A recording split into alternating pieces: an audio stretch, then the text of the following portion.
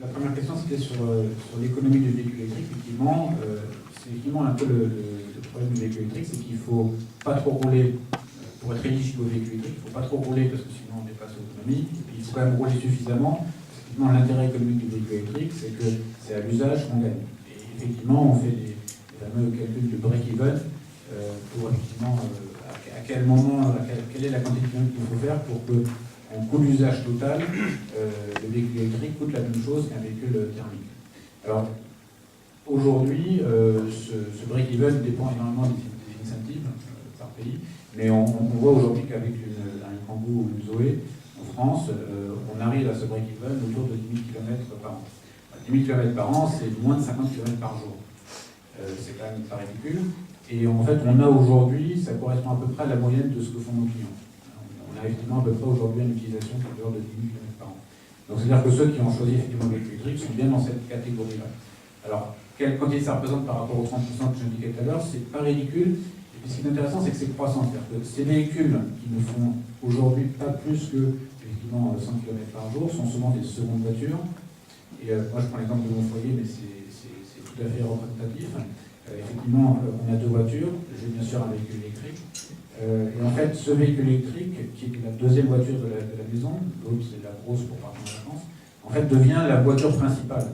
C'est-à-dire que c'est la voiture qu'on va utiliser, on part au travail tous les deux, tous les jours, et puis le week-end, et tous les autres déplacements familiaux, finalement, à part le week-end en vacances, le long week-end, c'est le véhicule électrique. Et du coup, ce véhicule électrique, cette seconde voiture, finit par beaucoup plus rouler qu'avant, par rapport à un véhicule thermique.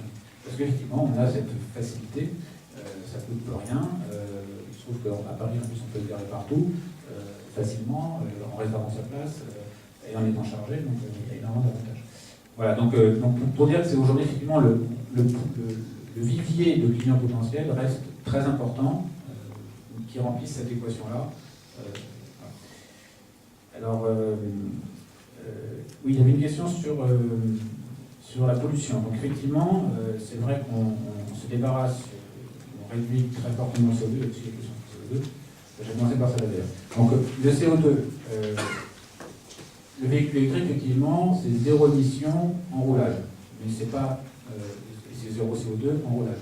Par contre, effectivement, c'est pas zéro CO2 en total. On fait le fameux calcul des émissions de CO2 du puits à la roue, et on compare effectivement le véhicule électrique et le véhicule thermique, en tenant compte effectivement non seulement de ce qui est consommé et émis pendant le roulage, mais également ce qui est consommé et émis dans la production du véhicule, les transports, la logistique, etc. Et aujourd'hui, on voit que ça va dépendre fortement du mix énergétique, bien sûr, et les études ont montré, les chiffres qui sont tout à fait connus, en France, avec le mix énergétique, en termes de CO2, un véhicule électrique du puits à la roue, c'est de l'ordre de 10 à 15 grammes de CO2 par kilomètre, comparé à des véhicules thermiques du puits à la roue. Aussi, il faut rajouter la part d'extraction du pétrole, du transport, etc. Vous êtes sur des ordres de grandeur, sur une Clio diesel ou essence, qui sont de l'ordre de 130 à 140. Donc on est sur un divisé par 10. Hein, donc c'est pas zéro, mais c'est divisé par 10 sur un mix énergétique français. C'est divisé par 2 en moyenne sur le mix énergétique européen. Et c'est dans tous les cas de figure, même quand l'électricité est complètement carbonée. L'électricité, si vous prenez une électricité faite à partir de charbon, bien sûr c'est un peu mieux en gaz, ça reste meilleur en véhicule électrique. En Europe, alors, vous avez évidemment des usines extrêmement peu efficaces, un peu vieilles, typiquement en Chine aujourd'hui, alors ça s'améliore, mais effectivement vous avez des émissions de CO2 qui peuvent être supérieures, mais ça reste toujours meilleur, même si c'est 100% carboné. C'est en moyenne en Europe divisé par 2 et en France c'est divisé par 10. Vous voyez les ordres de grandeur, puis alors, donc le véhicule électrique, effectivement, ça réduit le CO2, ça élimine la pollution. Alors, on est à zéro, on a des émissions polluantes, qualité de l'air, etc. Par contre, effectivement, ça pose d'autres problèmes, notamment le recyclage des batteries. Alors, il faut savoir que ce recyclage des batteries est complètement intégré. On a aussi fait des études qu'on appelle de calcul de l'impact sur le cycle de vie total, Life Cycle Assessment. Et on a effectivement comparé le véhicule électrique et le véhicule thermique sur tous les aspects, pas seulement CO2, mais tous les différents éléments. On montre effectivement que sur à peu près tous les éléments, le véhicule électrique, enfin, tous les éléments, après ça dépend des conditions, le véhicule électrique est un avantage. Concernant plus particulièrement le recyclage des batteries, ce recyclage des batteries, il est intégré aujourd'hui dans l'équation économique. Il se trouve que Renault y est très attentif parce qu'en plus, comme vous le savez peut-être, nous restons propriétaires des batteries. Dans le modèle aujourd'hui du véhicule électrique, vous pouvez acheter ou louer votre véhicule électrique. Dans tous les cas, vous allez louer la batterie. Et Renault reste propriétaire de la batterie. Renault va vous changer votre batterie si vous avez un problème, mais surtout va suivre les batteries, leur usage, va les récupérer en fin de vie, va éventuellement chercher des secondes vies sur la batterie. Donc il y a pas mal de travaux sur le sujet aujourd'hui, et qui sont assez, certains d'ailleurs menés en collaboration avec le service, qui effectivement vont permettre là vraiment de gérer la boucle complète, et c'est extrêmement vertueux. La batterie passe 8 à 10 ans dans le véhicule, ensuite va passer 4-5 ans, encore en plus, voire peut-être même 10 ans en usage fixe, et ensuite va être recyclé, et c'est également à la charge de Renault. Et on travaille également avec des partenaires pour monter ces filières de recyclage. Donc je vous rappelle que réglementairement nous sommes responsables de cette manière. Il y a des contraintes de recyclabilité sur les batteries. Et encore une fois, au final, là, il s'appelle l'assessment total est très positif.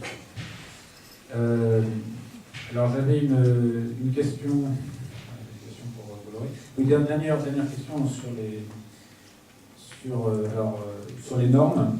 Donc les bornes de recharge aujourd'hui, donc les standards de prise de recharge sont normalisés. Donc, il y a eu effectivement dans les débuts de 3-4 ans, jusqu'à ce que les choses ont été clarifiées, notamment par la directive européenne sur les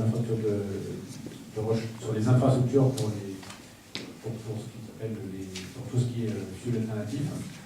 Donc, directive qui a été publiée l'année dernière et qui a défini de manière définitive et claire tous les standards de prise. Donc là-dessus, il n'y a plus aujourd'hui de débat. Alors, il se trouve que comme il y a quand même pas mal de véhicules qui sont effectivement, notamment sur la charge rapide avec des standards différents, la pratique, en fait, ça va être que vous allez avoir sur les bandes de charge rapide, maintenant quasiment, systématiquement, les deux standards qui existent, qui vont être installés. Donc tous les fournisseurs de bornes, maintenant, installent effectivement vous allez avoir deux pistolets, comme vous avez aujourd'hui sur les pompes à essence, le pistolet essence diesel, et c'est devenu maintenant à peu près la norme. Et c'est pas d'ailleurs un surcoût significatif, parce qu'en fait, ce qui coûte dans la borne de charge rapide, c'est le transformateur.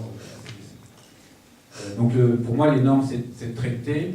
Il y a encore un problème de transition en France sur le type 2, type 3. Je pense légalement, Bolloré en est parfaitement conscient. On a effectivement décidé ou accepté d'adopter le standard européen des prises de recharge sur le type 2. Et il se trouve que tout ce qui avait été installé jusqu'ici, notamment sur le Covid, dans le type 3, donc il va falloir un moment ou un autre effectivement faire cette transition. Mais en tout cas, les nouvelles bornes maintenant sont installées en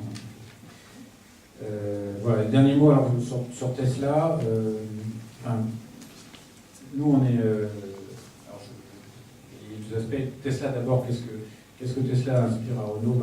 Tesla, pour nous, est un très fort allié dans la bataille pour effectivement l'éducation et le décollage du véhicule électrique. Ça a été un des premiers, des pionniers comme nous.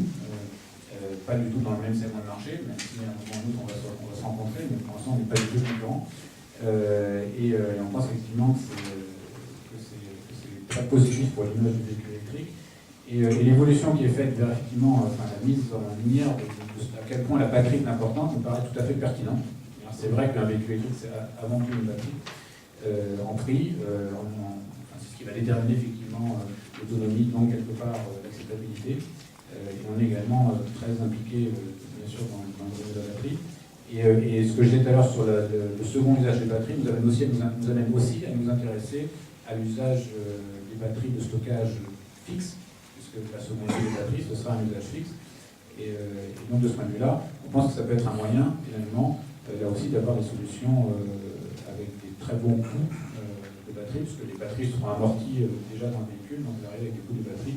Coût kilowattheure qui devient extrêmement compétitif et qui permet effectivement de faire tout ce qu'a annoncé M. Munch, mais à un prix très très très largement inférieur à à ce qu'il a conseillé. Donc ça peut effectivement vraiment avoir des technologies. Le véhicule électrique est un véhicule connecté. Enfin, les véhicules sont de plus en plus connectés, mais le véhicule électrique en particulier est extrêmement connecté. Une des raisons d'ailleurs, c'est que justement on doit monitorer la batterie qui est dans le véhicule, et donc on suit effectivement tout ce qui lui arrive, et on a cette connexion en temps réel avec le véhicule. Alors maintenant, le véhicule connecté, ça permet de fournir plein de services, mais ce que vous décrivez tout à l'heure de Mercedes, c'est l'étape d'après, c'est le véhicule autonome. Et là, la question, est-ce que Renault travaille sur le véhicule autonome? Oui, bien sûr. Avec toute la palette de ce que ça signifie derrière, ce qui n'est pas uniquement la connexion, puisque derrière vous avez l'intelligence, les capteurs, tout ce qui est avec mon... La manière dont on voit se développer, alors c'est moins mon domaine, il n'y a pas forcément de lien direct avec le véhicule électrique pour le coup, même si quelque part ces technologies vont arriver et vont se déployer dans des timings qui vont être cohérents. Mais effectivement, le véhicule autonome, ça va passer d'abord par énormément de systèmes d'aide à la conduite qui vont en fait améliorer la sécurité existante. Et puis il y a un moment, effectivement, où il y aura un basculement on va passer du hands-on au hands-off, et on va ne plus avoir besoin de mettre la main sur le volant, mais il va falloir remettre là, et puis à un moment, on va passer du eyes-off aussi, on n'aura même plus besoin de regarder, mais ça reste encore assez loin. Et en fait, ce qu'il faut voir, c'est que finalement, il y a beaucoup d'annonces, etc., sur les véhicules autonomes. Il existe déjà, tout le monde a des prototypes qui peuvent effectivement fonctionner avec toute l'intelligence et tous ces capteurs. Et pour passer effectivement à l'échelle, ça va se faire, je pense, progressivement via l'introduction d'énormément de systèmes d'aide à la conduite qui vont effectivement petit à petit, effectivement, d'abord améliorer la sécurité, et puis effectivement, à un moment, on va falloir changer la responsabilité de la conduite, mais ça, il y a un certain nombre d'évolutions réglementaires aussi à mener qui sont